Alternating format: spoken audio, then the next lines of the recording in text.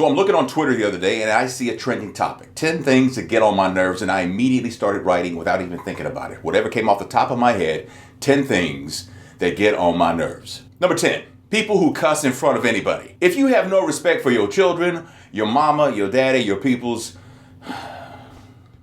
really? You're working too hard to be cool. Number 9, women who think that every man cheats. Here's the deal. Not every man cheats. Here's another deal. Most men don't cheat. When you say every man cheats, you're talking about every man walking the face of the earth. That's just not possible. Now, I'll give you this. Most men that you know, most men you're associated with, most men in your circle, yeah, they probably cheat.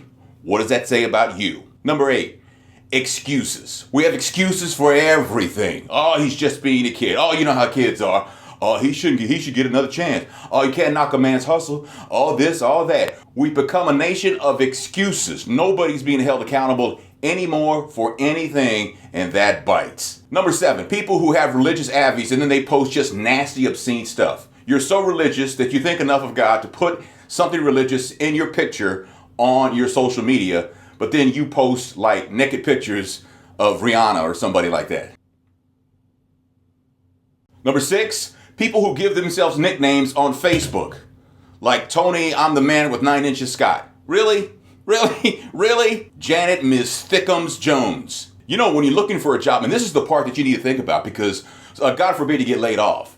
But what if there was an opening you were qualified for and it paid like $10,000, $20,000 more than you're making right now? And you went to apply. You know they're going to look on your Facebook page. Are they going to hire Kim Smith?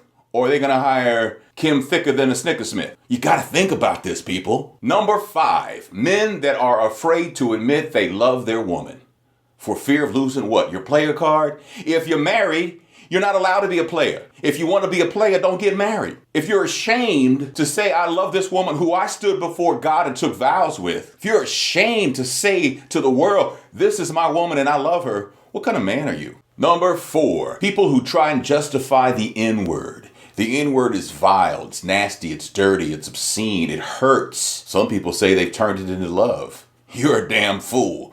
That word drips with hate. And you can't expect white people not to use it if you use it. If you don't want somebody to use a word, then don't use it. Set the example. Be the bigger person. It's not a word of love. It's not a term of endearment. You can fool yourself and think it is. Ask somebody who's lived longer than you. That word still has sting in it. It's just a word.